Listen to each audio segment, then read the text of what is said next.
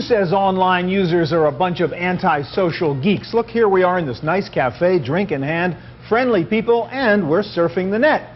This is the Icon Bite Bar and Grill in San Francisco, where you get the best of both worlds, real people and virtual people. You can come in here and sit down, have a drink, socialize, and check out some cool websites, look at your email, or log on to your favorite news groups. Today we'll show you the growing power of the Internet on this edition of the Computer Chronicles.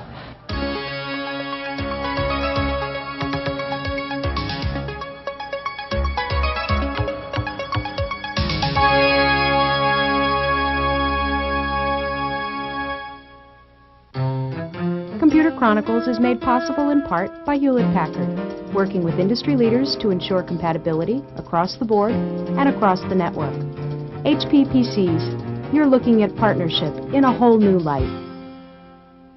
Additional funding provided by Intel, makers of the Intel Pentium processor.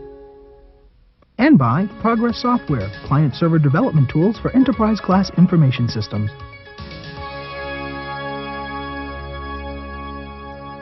Hi, and welcome to the Computer Chronicles. I'm Stuart Chaffee. With me today is John Markoff, West Coast correspondent for the New York Times. Welcome, John. Thank you. All right, we're talking about the Internet. As a journalist, I know you use the net a lot. Show me some of your favorite things to do on the net. Well, electronic mail is what I do most, and it allows me to stay in touch with lots of people in the industry. Here you see a message that I got from Steve Jobs, for example. Electronic mail is great, but when you're in my position, you start getting hundreds or even thousands of messages each day. And I use a program called Eudora, which allows me to filter electronic mail. And that will permit me to take messages, and they'll automatically go, before I even see them, into particular baskets, and I can read them when I have time. Or you can trash them and filter them out that way. That's right. Here, for example, anything with the word risks goes into a basket called risks, and I can find it there. All right, another cool thing on the net is you can explore the world for software, right, and actually download software. That's right. There is a tremendous amount of really high-quality free software out there, and this is a Macintosh program called Anarchy, or Anarchy. And what I have is a set of bookmarks showing computers all over the world where there are Macintosh archives. And if I want to look for one particular thing, I can do a search. Here we just go to the Archie search. Archie is a software index that allows you to retrieve different kinds of programs. I've done an Archie search for the word mosaic, and you see I've retrieved mosaic files from Virginia, from Germany, from Boston, from Pennsylvania, and all I have to do to reach them is double-click on that icon, and I can. So you can get that search software. the computers around the world for a piece of software you're looking for. That's All right, right. finally, show us Nuntius. This is a program written by a fellow in Europe as well, which allows you to read the Usenet, which is a global collection of computer conferences. You can read conferences about any subject under the sun. Here's one on hacking computers, for example, and here's another that shows me the computers that are for sale in my neighborhood in the Bay Area. All right, lots of power out there, but some people are concerned about the risks also, about people getting into information. How concerned should I be as a user about what I put up on the net? I think it depends what you do. There is better computer security coming now for economic business transactions, but I'd be careful about putting my password on the net. I'd pick a password that's a safe password, and I wouldn't put my credit card up until there's security software that will protect the credit card. All right, thanks, John. Okay, today we'll show you both sides of the net, what it's like being a user of its vast information resources and what it's like being an information provider on the Internet. Now, one of the most interesting uses of the net is to self-publish your own artistic creations, and that includes not just words and pictures, but also music. Silicon Valley is filled with bright young engineers who imagine and sometimes realize marvelous new inventions. But the high-tech culture is also about testing the limits and pushing the frontiers of new technologies, and that is what this group of weekend musicians did when they upstaged the Rolling Stones by transmitting their own performance over the Internet.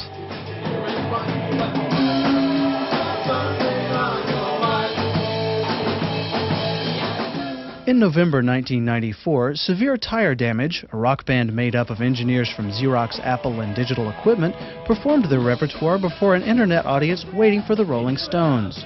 They did it by multicasting video and audio over the Internet M-bone, or multicast backbone. We were trying to make a point in doing our MCast. We were trying to show that with sufficient understanding of the technology, that you could do okay. I mean, there are limitations to the technology that you can't overcome. The audio quality is basically, at best, when it's working really well, it's at best equivalent to a telephone. The video quality you're going to get slow frame rate just because the internet can only carry so many bytes per second. But we wanted to show that if you were careful about how you did things, you could get an okay picture within those limitations. The band's 15 minutes of internet fame was successful, at least as a publicity stunt. Real-time comments came from around the world, and there was even online applause. Although Severe Tire Damage invited themselves to be the Stones' warm-up group, they were off the air before the Stones' concert actually began. I think what we did was a kind of piracy, like in the early days of people flying airplanes where you'll land in someone's farmer's field because you had no place else to go. And it was okay because there weren't very many airplanes around. There aren't very many people now who can use the internet in this way. And so anything goes for now because we're still explorers exploring brand new space, and there's very, very few of us. The Internet's World Wide Web has created a new venue for music and musicians, both famous and unknown. The IUMA, or Internet Underground Music Archive, contains audio samples from A to Z. The self-publishing nature of the net means that anyone can have a home page, from Severe Tire Damage to the Rolling Stones.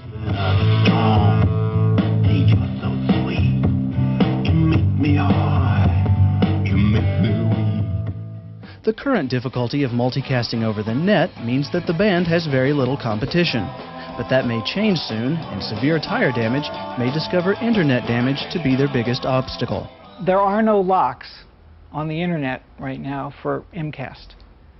So we picked no locks, we just came on and did it.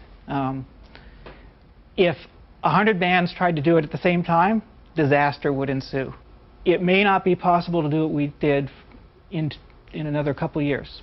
It's a brief moment in time here, and then the locks will come down and the charges will come in. For now, the members of Severe Tire Damage are content to have succeeded in pushing the limits of a new kind of technology.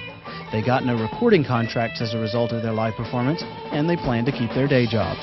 That's like any technological person. We like to be at the edge and to use the new technology first before anyone else does, and to be at the state of the art. So while doing that, while playing music at the same time, it's heaven. For the Computer Chronicles, I'm Giles Bateman.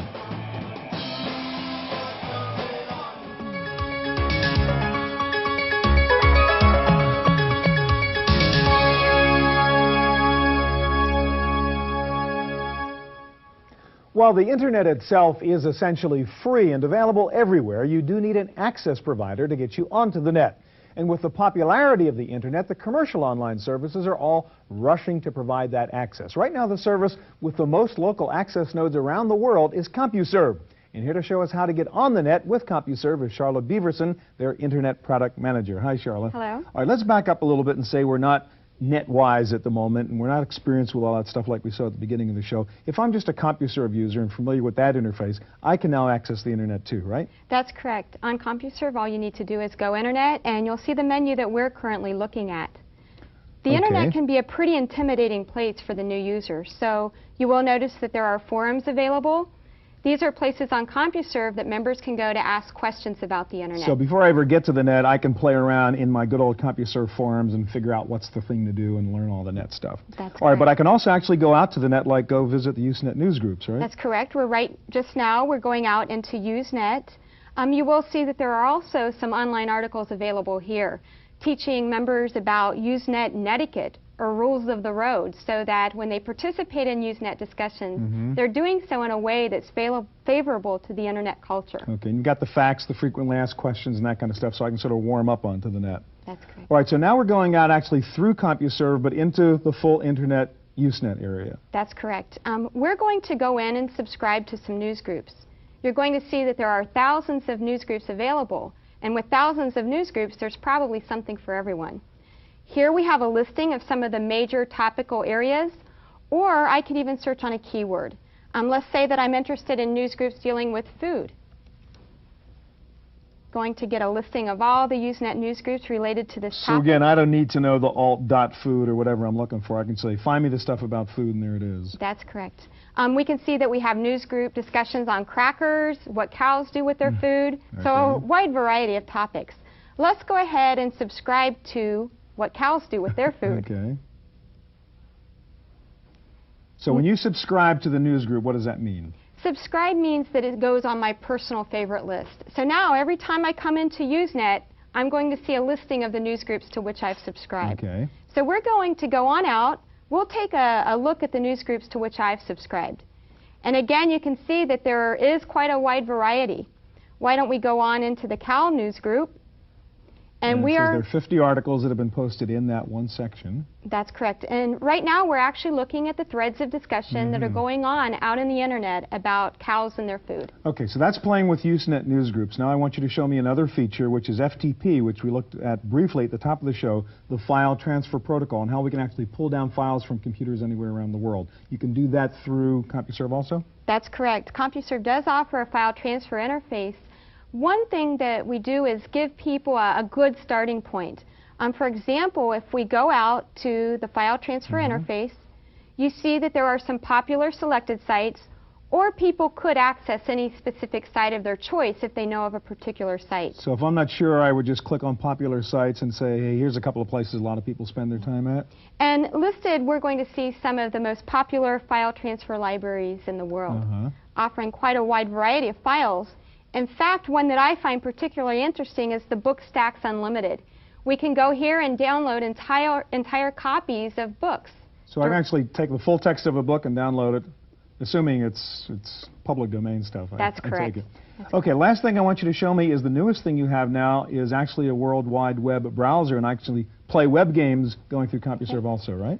That's correct. In fact, right now we're looking at a copy of Air Mosaic, which is the browser that I'm running. And all I've done is dialed into the CompuServe network and brought up the Pizza Hut homepage. And there's the famous Pizza Hut homepage on the web. Okay, thank you very much. Now, you can pick up any business magazine these days, and you're bound to find an article entitled, How to Make Money on the Internet. Well, lots of businesses, large and small, are trying to figure out how to do just that by selling their wares directly on the net.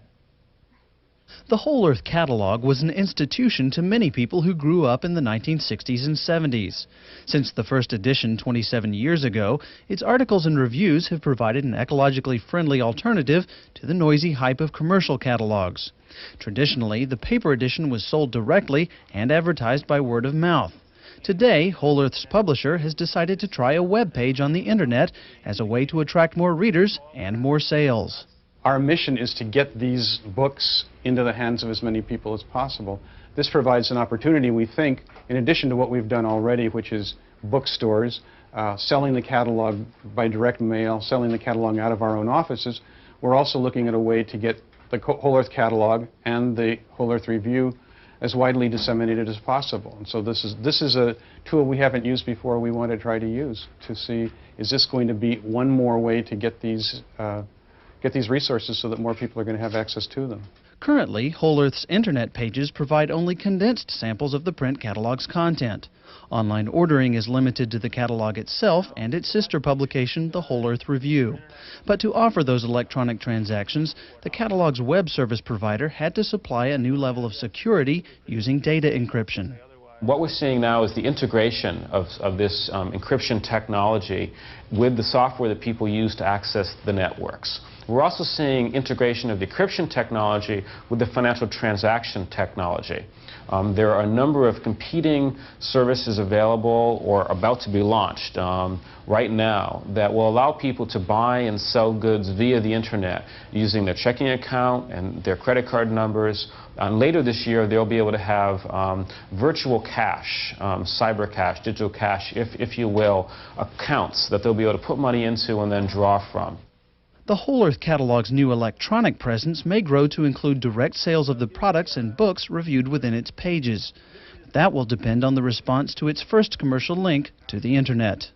What we've always done is experiment. What we've always believed in doing is trying out tools, seeing what they work, seeing what they're good for, trying to understand what their implications are for people's lives and for the well-being of the planet, and then making judgments about that. And I think we don't have an answer yet to that question of where we will end up in 10 years, how much of what we'll be doing will be electronic, how much will be paper, how much will be something else. For the Computer Chronicles, I'm Giles Bateman.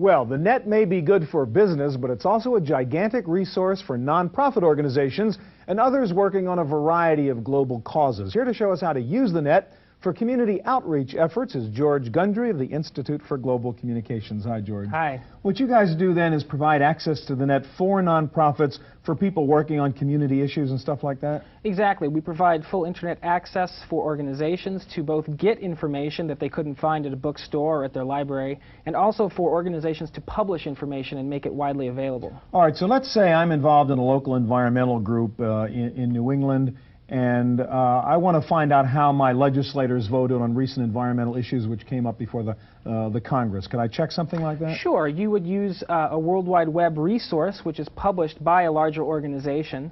And to do that, we would visit our web page by clicking on the web button.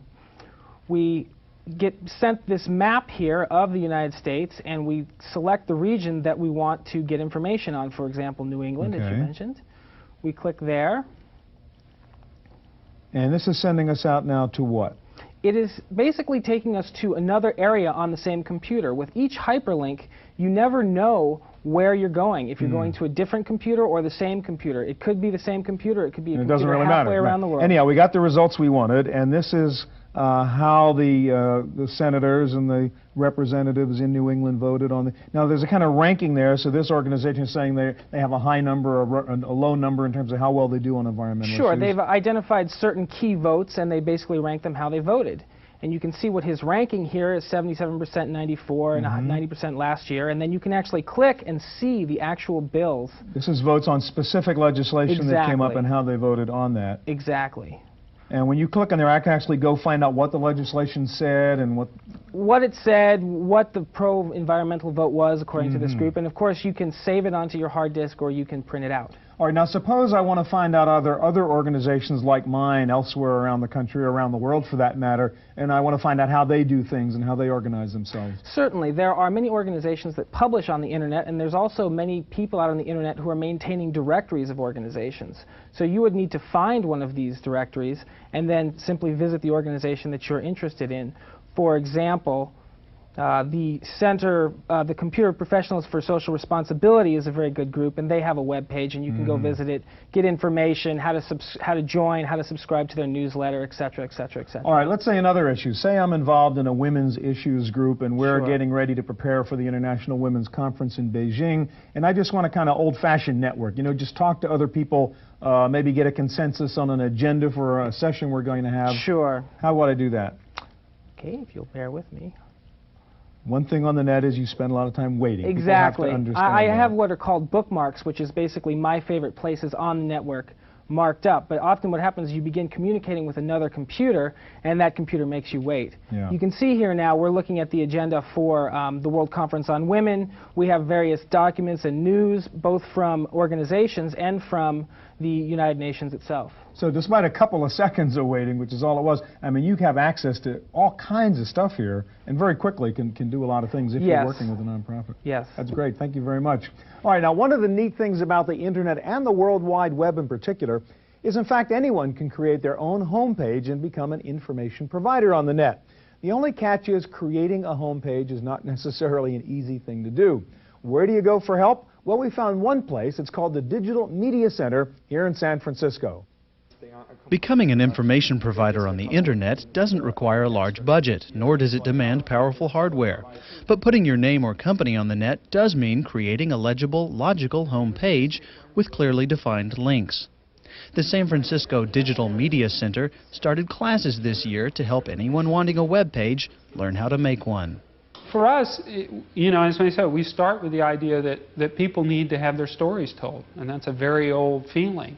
We think suddenly there is this apparatus, the World Wide Web, in which you can literally publish a book that has images, that has all the text that you're working on, that has little samples, footnoted clips of audio or video. And for me, this is a tremendous opportunity for people to express themselves and be heard throughout the world. I mean, we're talking about successful homepages can be seen by 20 or 30,000 people a week. Savvy web page residents try to enhance their pages with user-friendly graphics and icons. But the aesthetics of designing a page are not always evident to beginners, and the complexity of programming links can be overwhelming. The web publishing class combines lessons in HTML programming with basic design concerns. Students provide their own graphic elements, which can include line art, photos, and video. The biggest question for a lot of artists right now working in all of the computer forums is how to create an aesthetics of interactivity. And so in our classes we're discussing what the aesthetics of interactivity are, meaning how when you're creating something that links to something else that can in a sense go in many directions, and that the author really is the person using the pages, using the interactivity instead of you as the designer. What are the good ways to think about that in creating new work? So I think there is a very complex artistic question to be solved by people working in this field, and all of it is so new. For the Computer Chronicles, I'm Giles Bateman.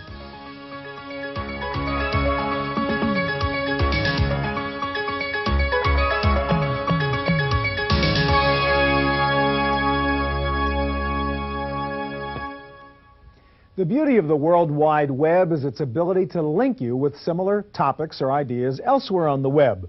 The engine that does that is called HTML, an acronym for Hypertext Markup Language. Creating home pages with HTML is not easy unless you have a program like Hot Metal. Here to show us how to use it is Mike Brown of SoftQuad. Hi, Mike. Hello.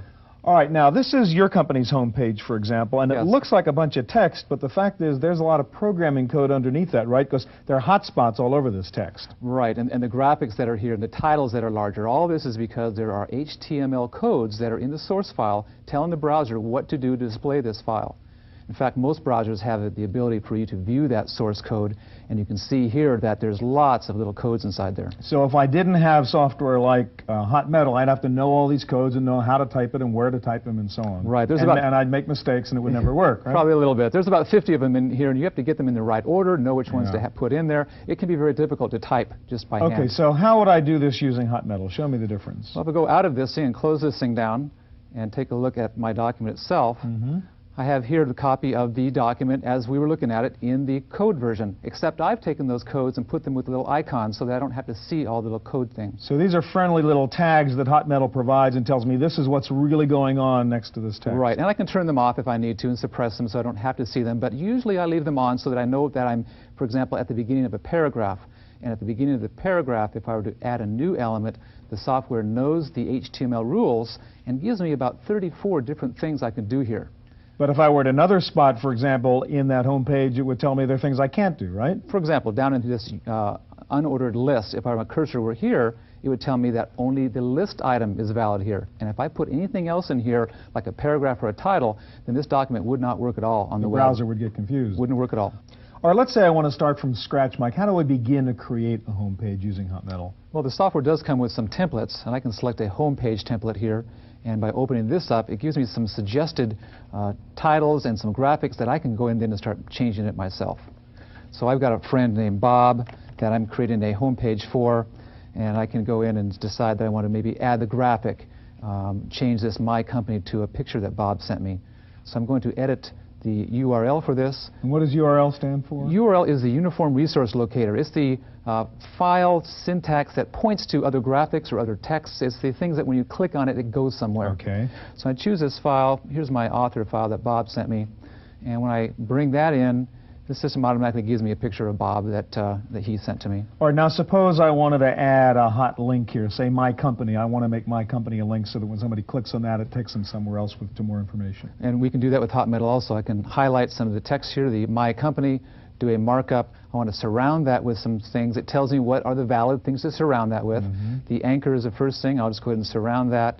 And now it takes on a little color to let me know that this is now a hotspot. It's blue, so we know it's a link, and it'll go somewhere else. I still have to assign some URL values to that, though. Tell it what text to link to, where to go. Exactly, so that I can edit this URL. I can, again, choose a file.